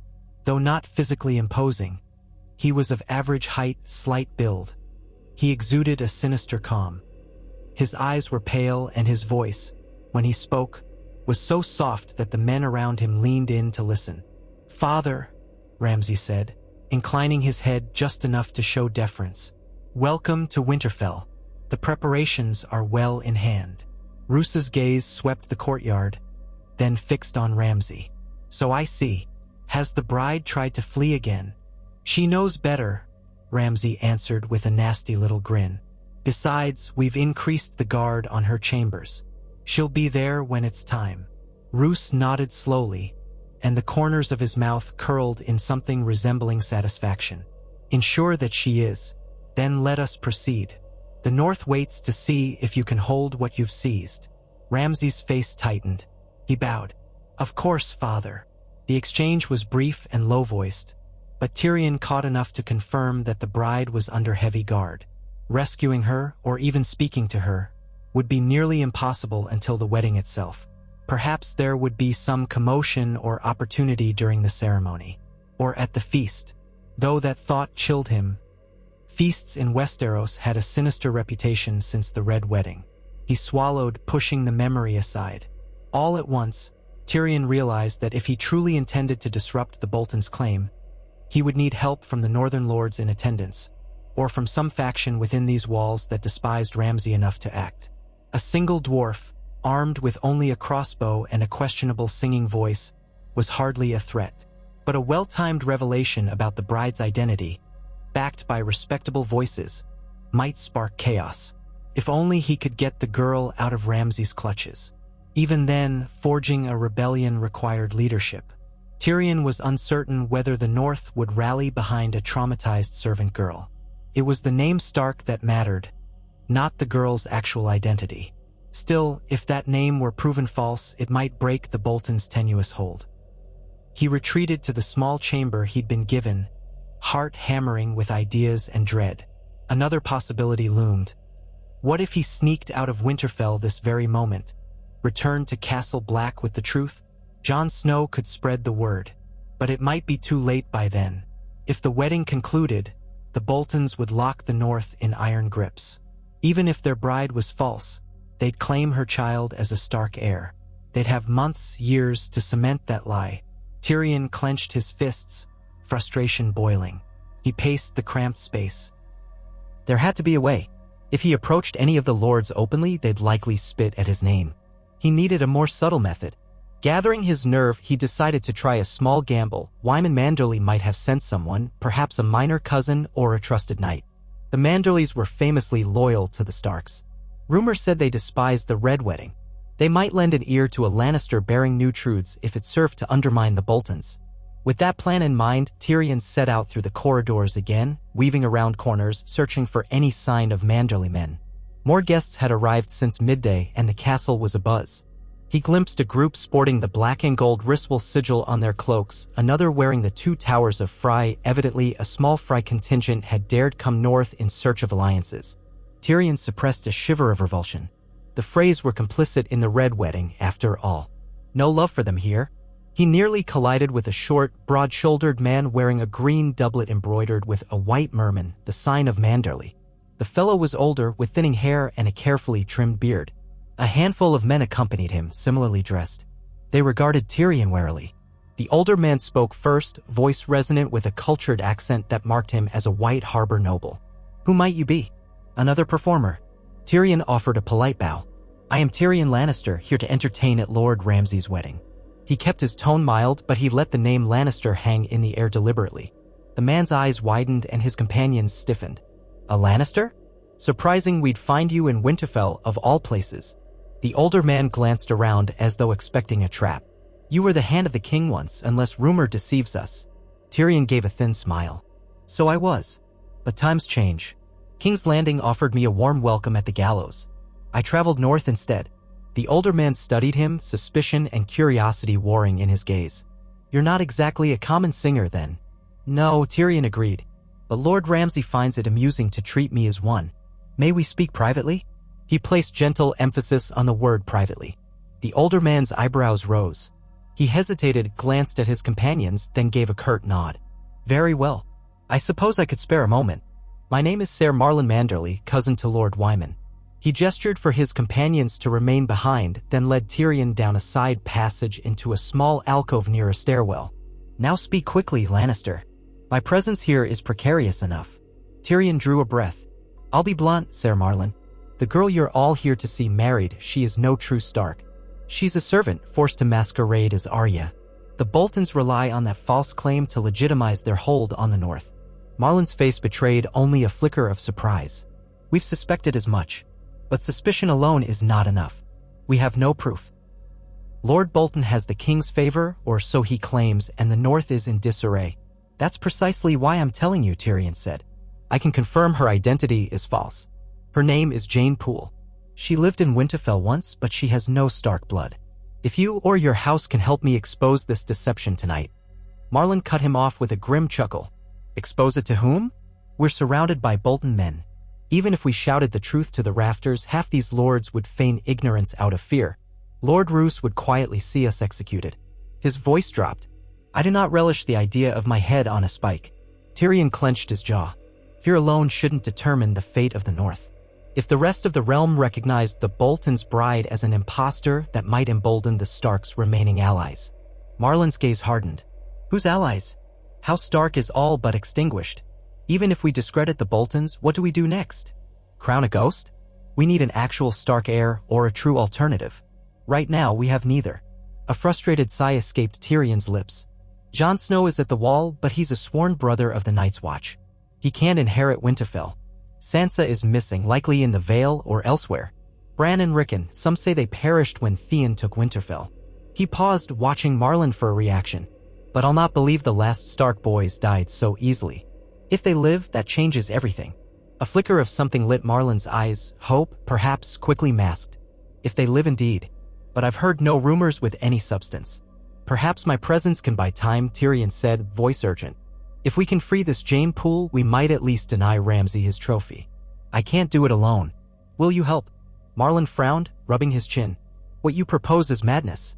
A direct attempt to spirit the bride away? She's guarded at all hours. Bolton men would be on you in moments. And if we were caught abetting you, White Harbor would pay the price. I understand the risk, Tyrion said, keeping his voice low. But if we all cower in our corners, the Boltons will tighten their grip until every northern house is subjugated. He thought of the greater threat from beyond the wall, how the living would need every stronghold unified to face the others. Yet that monumental danger would mean little to these lords if they were slaves to Bolton cruelty. I'm not asking you to commit open rebellion at this very moment. Only to help me gather those who might, if given the chance, stand against a lie. Marlon's eyes flicked up and down the corridor. I must consult with the men who came with me and perhaps with my lord cousin if word can be sent discreetly. But time is short. The wedding is tonight. His brow furrowed. What's your plan? Tyrion let out a slow breath. He had only half-formed ideas. The best chance might come during the chaos of the feast. If I can slip away with the bride, pull her out from under Ramsay's nose, someone must be ready to smuggle her beyond the walls. Marlon gaped at him. You plan to whisk her out while the castle brims with Bolton men? That's not madness, that's suicide. Tyrion's laugh was dry. Madness or not, I see no better path. If she remains in Ramsay's hands, their charade continues. If we free her, though, we can prove she isn't Arya and discredit their claim in front of the realm. That might buy enough chaos for the North to rally under a different banner. Marlon shook his head, eyes distant. You're risking your life for a small hope. You do realize that? Tyrion snorted. I left King's Landing a wanted man. I traveled to the Wall to defend the realm from the dead. Then I volunteered to come south again into this frozen land of wolves, all because I can't abide the tyranny of people like my father and now people like Ramsay Bolton. I've risked my life for less. He softened his tone. I only ask that if I succeed, you help me get her away. I can't outrun a castle full of guards by myself." Marlon was silent for a long moment, then nodded gravely. "I'll see what I can do. Find me after the wedding ceremony, or I'll find you. The feast will be tense. That may provide the opening you need. But don't expect miracles, Lannister. We're far from safe." They parted ways. Tyrion's mind buzzed with the sting of tension. Another piece was set on the board, though whether it was friend or foe he couldn't fully say. At least Ser Marlon sounded sincere in his distaste for the Boltons. That was something. The day crawled on excruciatingly slow. Tyrion avoided Ramsay's men as much as possible, content to remain inconspicuous. He heard the bride was being prepared in the upper chambers by a pair of terrified handmaidens. Whispers abounded that she wept constantly, though quietly, for fear of punishment. Tyrion's stomach twisted. Was it the same Jane who had fled? No. That Jane was still hiding in a farmstead. Yet both had been subjected to Ramsay's cruelty. He thought of the one who had escaped and silently vowed not to fail this other poor soul. As dusk approached, the courtyard was cleared. Torchlight glimmered against the walls, and flurries of snow began drifting once more. Drums sounded, low and rhythmic, calling guests to gather near the godwood. A hush fell over Winterfell as though the castle itself braced for something unspeakable. Tyrion joined the flow of lords and retainers heading toward the ancient grove where the great weirwood tree stood. This was the heart of House Stark's faith, or had been. Now it served as the stage for a forced union. He slipped into the godwood behind a small knot of minor lords. The air was colder here, the hush deeper. Snow clung to the bare branches, and torch stands cast flickering light onto the silent trunks. At the center stood the weirwood, its face carved in ancient times. The red sap that bled from the eyes gave it a solemn, sorrowful expression. It seemed to look upon the assembled with silent reproach. A new platform had been erected near the tree, forming a makeshift altar. Ramsay Bolton stood there in black and red finery, practically thrumming with excitement. Beside him, Roose Bolton in his customary pale leathers, face impassive. A handful of Bolton men formed a half-circle, armed but discreet about it. The guests gathered in a loose ring. Tyrion noticed the vacant expressions of fear and forced politeness on every face. Among them, he glimpsed Marlon Manderly, who gave an almost imperceptible nod. On Ramsay's other side stood Theon Greyjoy, shoulders hunched. Tyrion recognized the role. Theon would likely be compelled to give away the Stark bride, a final humiliation inflicted on him to sever him from his old sins. A horn sounded a soft note. From behind the trees came two more Bolton guards escorting the bride. She wore a cloak of ivory wool trimmed in fur. Her head was bowed, face mostly hidden by the cloak's hood, but Tyrion could see her trembling. This was the alleged Arya Stark, the key to the Boltons' claim. Only she was no Stark at all, just a frightened young woman forced into a monstrous arrangement. Tyrion's heart beat painfully. She reached the platform, guided by the guards. They positioned her at Ramsay's side. Theon hovered nearby, looking as though he wanted to melt into the snow. A solemn hush blanketed the godwood. An elderly officiant, perhaps a northern priest or man of the old gods, murmured a few words about the binding of man and woman under the heart tree, asking the weirwood to bear witness. Tyrion spotted sweat beading on Ramsay's forehead, the bastard's lips curved in a barely contained grin. He thrived on the tension, the power he held over them all. "Who comes before the old gods this night?" the officiant intoned, voice echoing in the stillness. Ramsay answered confidently. "Ramsay Bolton, by the grace of King Tommen Baratheon, Lord of Winterfell and Warden of the North." Theon was prompted by a guard's elbow in his ribs. He managed a shaky reply. "JJ Arya Stark," he stammered. "Daughter of Eddard Stark, W. Warden of the North, come to be wed." Tyrion heard the near slip of Jane's true name covered by a cough. He saw the bride flinch. Tension thrummed like a drawn bowstring among the onlookers. The officiant droned on, reciting the ancient words in a tone that was almost apologetic, as though pleading with the old gods not to strike them down for the travesty being enacted under their gaze. Tyrion's hands tightened into fists. If there were justice in this world, the weirwood's eyes would burst into flames and devour the Boltons where they stood. But no divine wrath came. Instead, the officiant guided Theon to place the bride's hand in Ramsay's. Tyrion could see her trembling from several paces away. She looked up briefly, and Tyrion caught a glimpse of hollow, terror-stricken eyes. A bruise marred her cheek, half hidden by the cloak's edge. She was barely older than Sansa had been on her wedding night to Tyrion. His throat tightened painfully. Ramsay repeated vows that were twisted mockeries of duty, promising to protect his bride and uphold the legacy of House Stark. When it was the bride's turn, her voice emerged in a strangled whisper. Tyrion doubted many heard her words, but she managed to speak them. Then Ramsay lifted the cloak's hood from her head, revealing brown hair and a face too ravaged by fear to mask the lie of her identity. Yet no one dared object. "I claim this woman as my wife," Ramsay pronounced. "And with her, the rightful claim to Winterfell and the Stark inheritance." A forced cheer rose from the Bolton men. The other lords wore expressions ranging from disdain to forced acceptance. Tyrion let out a slow breath. The ceremony ended with Ramsay pulling the bride close in a rough, possessive gesture. She tried to hide her flinch, but it was obvious. He let out a laugh, a jarring burst of sound in the silence. "Now," he announced, "let us feast. The night is young, and I intend to celebrate." He led the bride away, followed by Roose and the rest. The guests trailed behind, streaming out of the godwood. Tyrion lingered a moment, staring at the face carved into the weirwood's trunk. A droplet of red sap glistened like a tear. Some part of him half expected the ancient tree to speak, to cry out that the old gods would not suffer such a violation. But the tree remained silent. With a bitter taste in his mouth, Tyrion moved to follow. They returned to the great hall, which had been transformed into a place of grim revelry. A massive table on the dais held seats for Ramsay, his bride, Roose Bolton, and a few favored guests. Lower tables lined the floor. Barrels of ale and mead were tapped. Serving girls hustled to fill goblets and platters.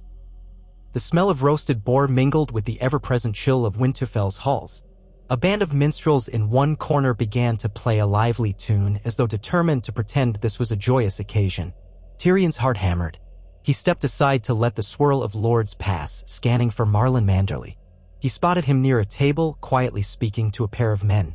They nodded, occasionally glancing upward at the dais. Tyrion inched closer, careful not to appear too eager.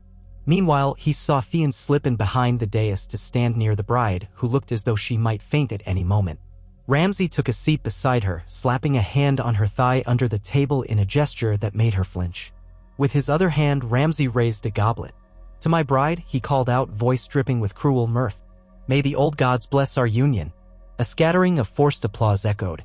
Ramsay's eyes flicked around the hall, his smile razor-sharp. "And where's my wedding singer?" "Tyrion Lannister, come entertain us all." Tyrion stiffened. "So soon?" He picked his way through the tables toward the dais, feeling every gaze upon him. He halted a short distance from Ramsay's seat. The bride kept her eyes lowered, face pale. Tyrion bowed with as much flourish as he could muster. "My lord, I am at your command." Ramsay's grin widened. "A new song, dwarf. Something fit for a wedding. Or perhaps for a funeral if the mood strikes me." A cold sweat broke on Tyrion's brow. He forced a half-smile, swallowing hard. "I have just the thing." He cradled the lute that he'd carried with him, plucking a few strings to test the pitch. He had rehearsed a handful of common wedding ballads in his mind, searching for something that wouldn't displease this particular audience. After a moment's hesitation, he launched into a mild, somewhat mournful tune about a lonely maiden who found solace in a stranger's arms. It was the best compromise he could find, not too bawdy, not too full of love's triumph to mock the travesty before him. He sang softly, voice echoing through the hush. He dared not watch Ramsay's reaction too closely.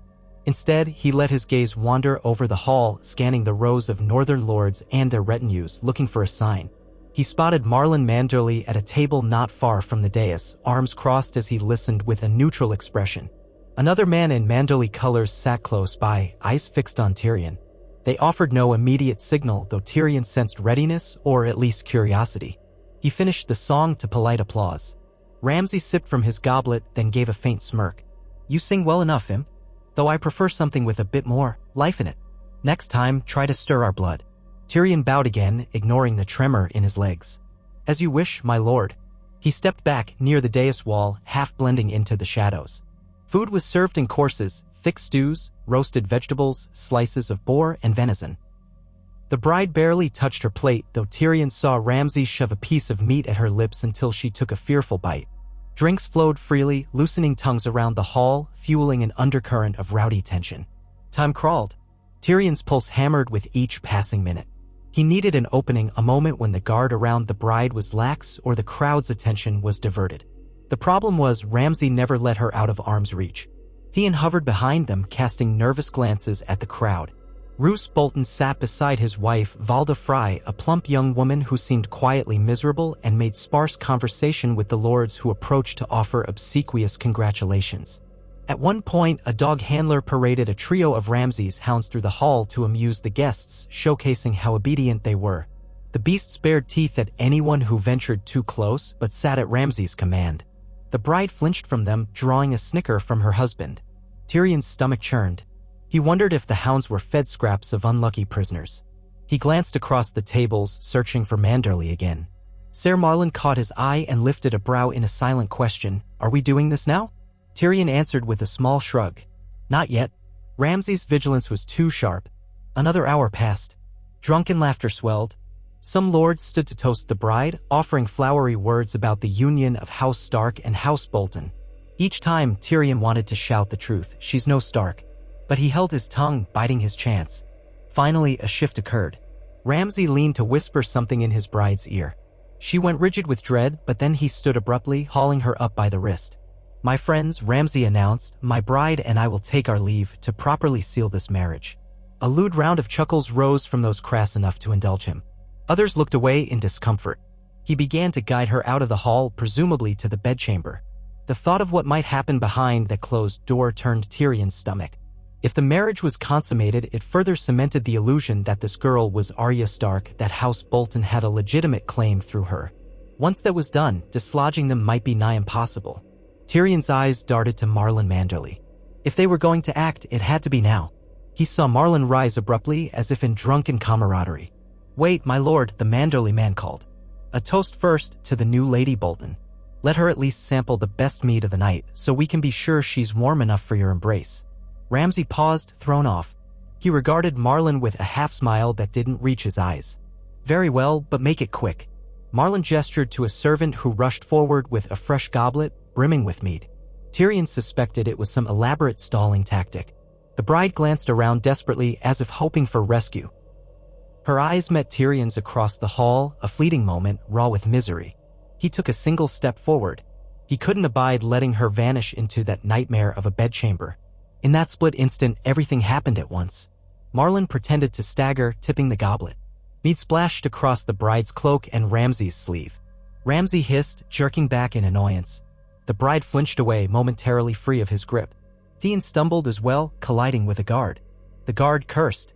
For one precious moment, all attention was on the spilled mead. Tyrion lunged, darting behind the dais. He grabbed the bride's wrist, whispering fiercely, "Come with me if you want to live free of him." Her eyes widened, hope and terror mingling. She hesitated only a heartbeat before letting him tug her toward a small door behind the dais that led to the kitchens or corridors beyond. Shouts erupted. Ramsay whirled, eyes blazing. "Stop them," he roared. Guards scrambled. Tyrion had expected to slip into the corridor with the bride, but a heavy-set guard in flayed man livery stepped forward to bar their path, sword half-drawn. The bride shrank back, but Tyrion had no time for polite negotiations. He raised the small crossbow hidden beneath his cloak. His hands shook, but he squeezed the trigger. The bolt caught the guard in the thigh, and he bellowed in pain, staggering aside. "Run!" Tyrion hissed. They burst into the dim corridor behind the dais, footsteps echoing. Ahead lay a maze of passages.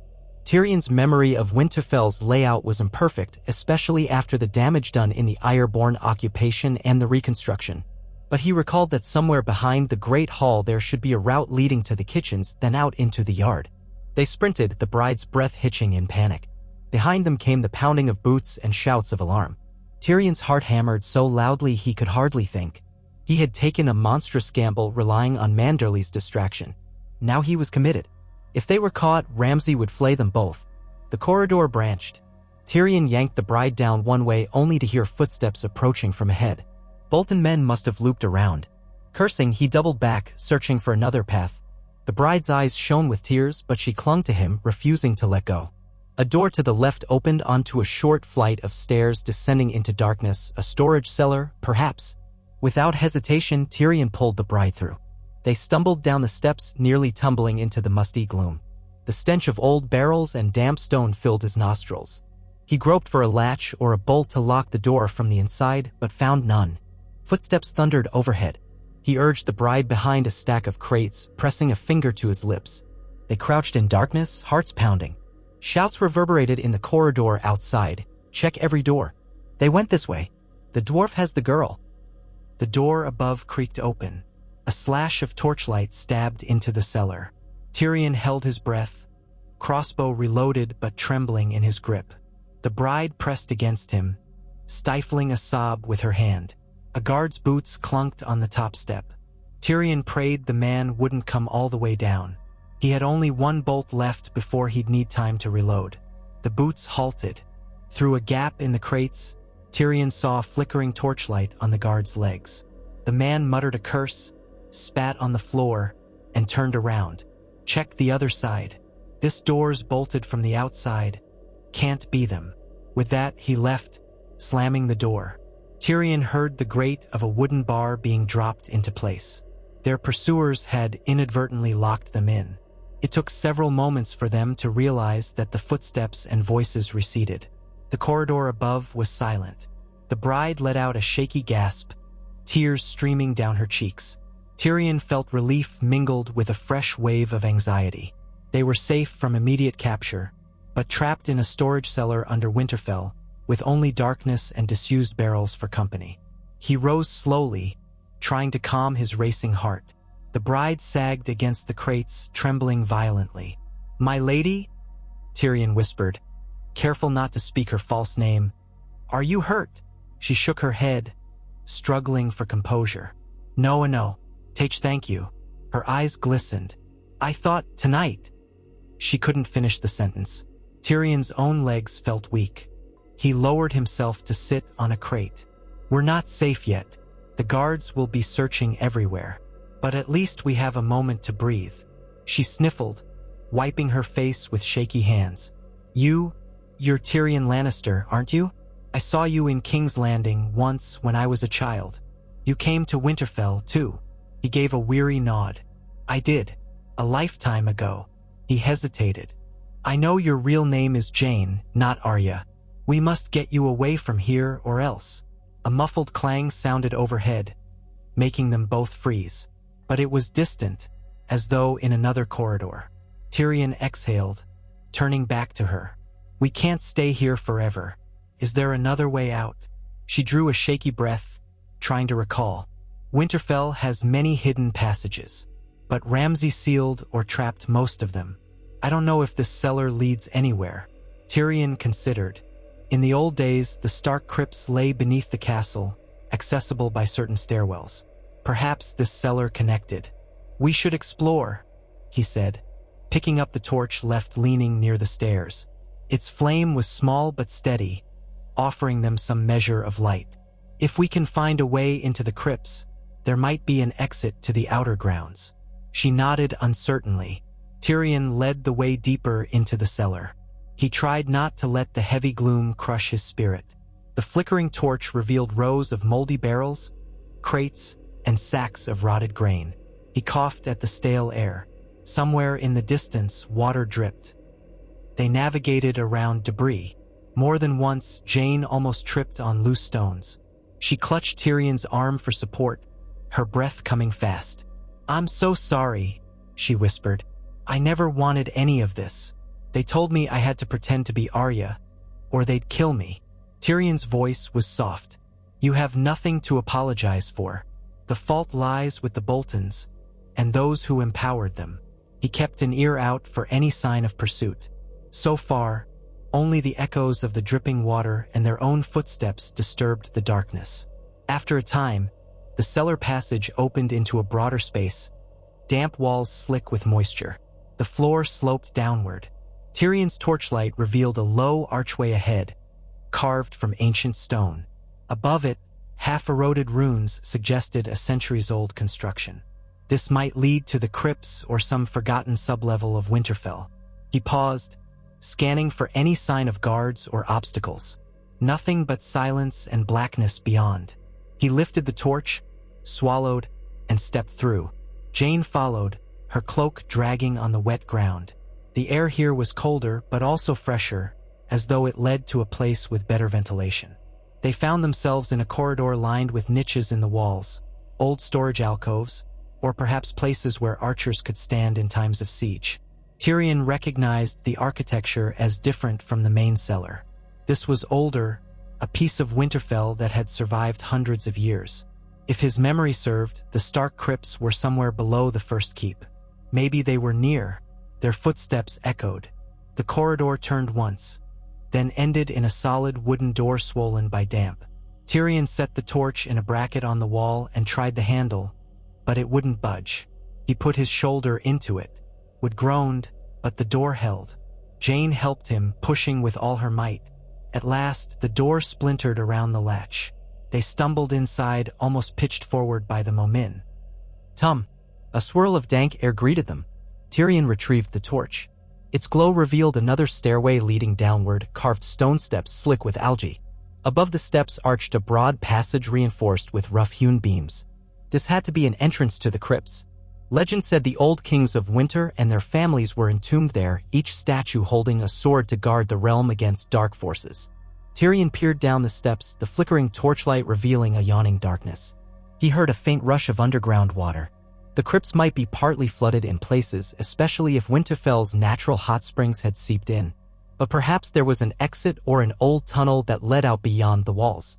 He glanced at Jane. She was pale but resolute. "Let's keep going," she whispered. Together, they descended. The air turned warmer, surprisingly so, carrying the faint sulfuric tang of the hot springs. An eerie mist clung to the steps, swirling around their ankles. The hall opened into a vast chamber where rows of stone columns supported a vaulted ceiling. Tyrion could see shapes looming beyond the torch's reach, large stone figures seated on thrones, each carved in the likeness of a Stark lord from ages past. They were in the crypts. Long-dead kings and lords of Winterfell towered on either side, their eyes and faces solemn. Ancient swords of rusting iron lay across their laps. A sense of deep history pressed in from all sides, a hush that made Tyrion's throat constrict. Jane clutched his arm more tightly. "I've only been down here once," she murmured, voice trembling. "When I was little. They said it was haunted by the spirits of dead wolves." Tyrion tried to offer reassurance.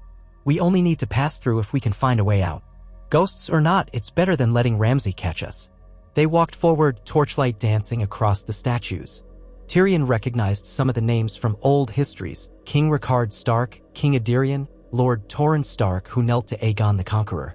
Each statue seemed to watch them with somber disapproval, as though lamenting the fate of the North. A faint scraping sound made them both freeze. Tyrion held the torch high, the flame flickering in the swirling mist. "Who's there?" he called softly, crossbow lifted in his other hand. No reply, but there it was again, a scraping like someone shifting on stone. Jane let out a small whimper, pressing against Tyrion. Then a figure emerged from behind one of the pillars.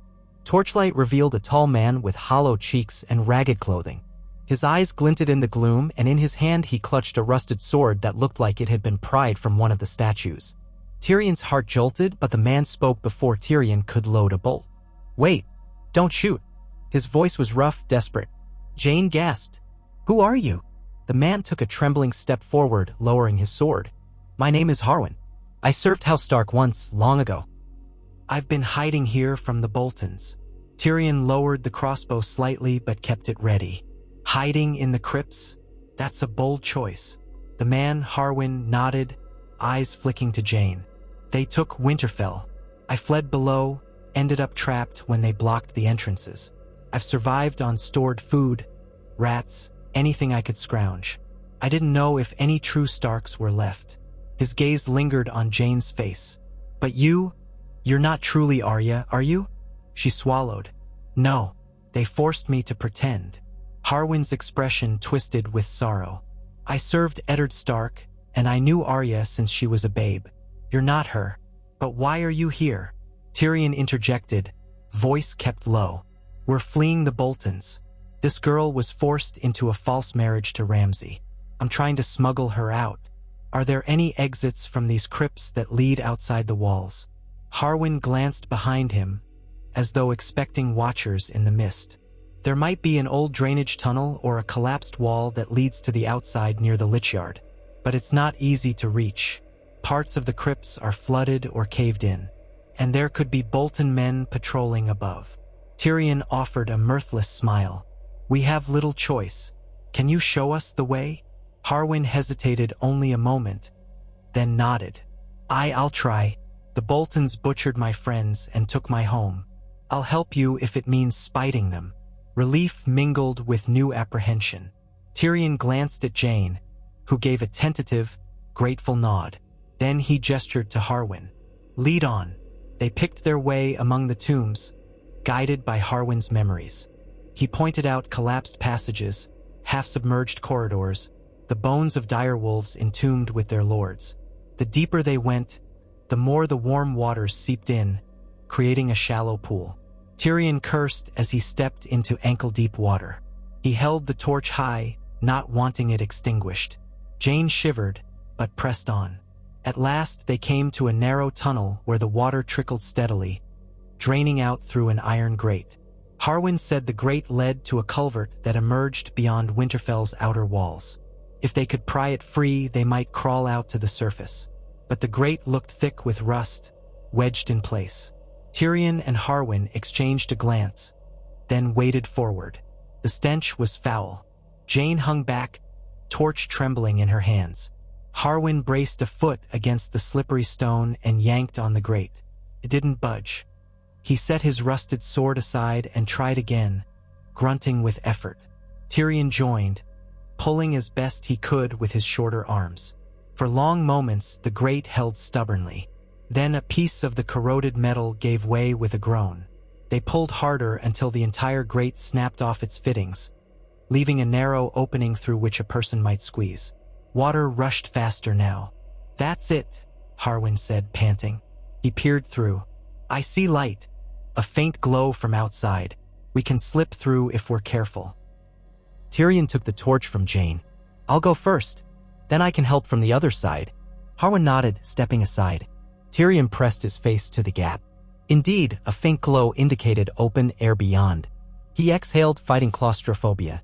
Then he wriggled inside the narrow tunnel, letting the torch lead. The water was cold around his ankles, swirling as he crawled. His shoulders scraped slime-covered stone. Inch by inch he made progress, the stink nearly overwhelming. Eventually, the tunnel slanted upward. He gasped in relief as he emerged into the biting air of a winter's night. The torch's flame flickered madly in the sudden breeze. He found himself crouched by the outer foundation of Winterfell's curtain wall near a cluster of rocks and tangled roots. The opening was almost invisible from the outside, concealed by a tangle of dead vines. Snow drifted from a starless sky. Tyrion quickly looked around, no sign of guards. The gods must be granting them some favor. He turned back and extended the torch, using its light to guide Jane. She came next, sobbing slightly as she forced her body through the cramped shaft. Tyrion grabbed her hands, pulling her out onto the snow. Her cloak was sodden, hair plastered to her cheeks, but she was free of that wretched cellar. She collapsed to her knees, gulping the cold air. Finally, Harwin emerged, panting. He lost his footing on the last bit of slimy stone and tumbled out with a splash of water. Tyrion grabbed his arm to keep him from flailing. The grate behind them rattled ominously, but they were through. They crouched in the lee of the wall, hearts pounding. From somewhere in the distance came shouts and torchlight. Clearly, the castle was still in an uproar. But none of Ramsay's men stood guard in this particular corner. Maybe the Boltons believed the crypt entrance is fully sealed.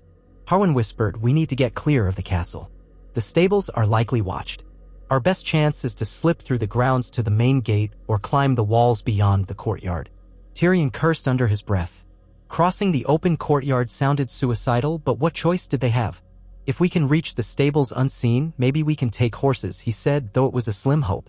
"Otherwise, we try the gate. If the guards are looking outward for intruders, they might not expect us from within." Jane was shivering violently. Harwin draped part of his ragged cloak around her. "Let's go," he urged. "If we linger here, someone might stumble across us." They crept along the outer perimeter, moving from shadow to shadow. Tyrion doused the torch in the snow as it would only draw attention now. The night was moonless, their surroundings illuminated by faint fires from within the castle walls. Above, the towers loomed like silent sentinels.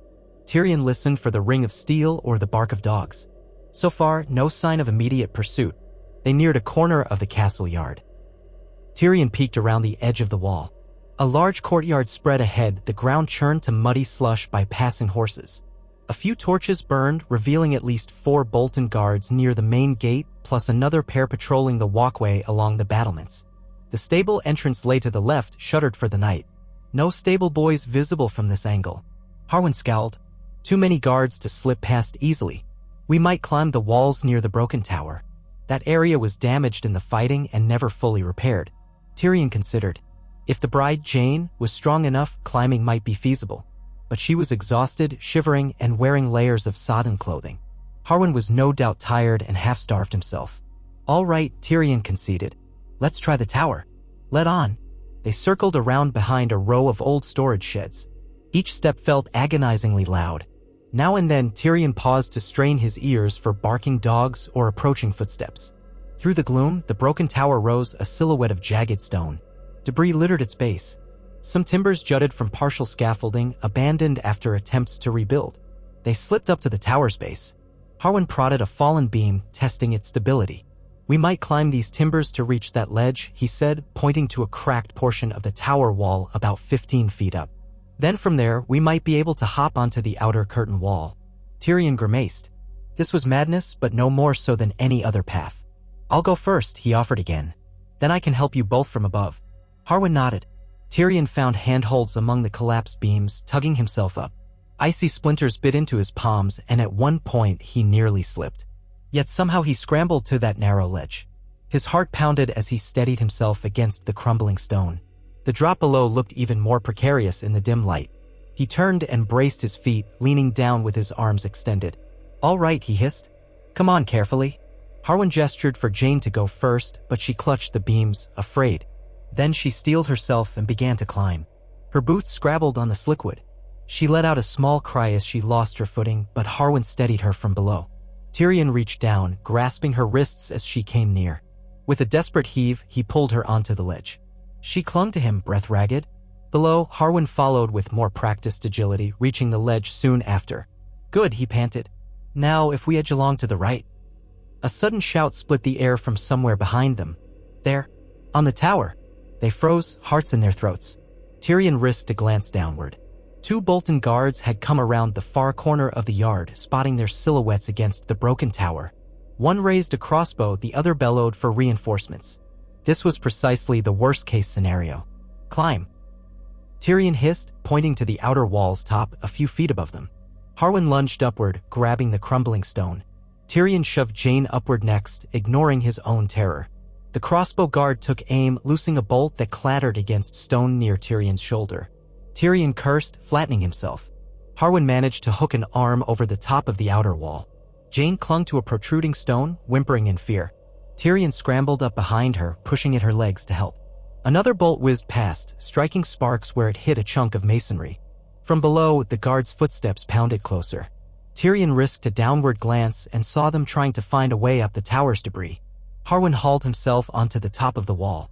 Then, bracing his knees, he leaned down and grabbed Jane, hauling her upward. Tyrion let out a grunt of relief. Next was his turn. He grabbed the worn stone, feet scrambling for purchase. "The gods help me," he muttered under his breath, pushing with every ounce of strength. Harwin's strong hands locked on Tyrion's wrists, pulling him up in a burst of effort. They collapsed onto the outer curtain wall, panting. The drop on the other side wasn't small, maybe 20 feet to the sloping ground below. But compared to being caught by Ramsay, it seemed a minor risk. Guards shouted behind them, scaling the tower, cursing. Tyrion saw torchlight approaching from the main gate. They had only seconds. Harwin peered over the edge. "We can jump. Might twist an ankle, but we'll live." Jane nodded shakily. Without further debate, she swung her legs over and dropped. A muffled thud and a soft cry indicated she'd landed. Harwin jumped next, grunting on impact. Tyrion cast one last glance at the castle yard, no time to see if the gate was opening, but he heard distant yells. Then he slid off the wall, letting gravity seize him. The fall slammed his legs, pain jolting up to his hips. He stumbled, rolled, gasping in the freezing snow. "Up!"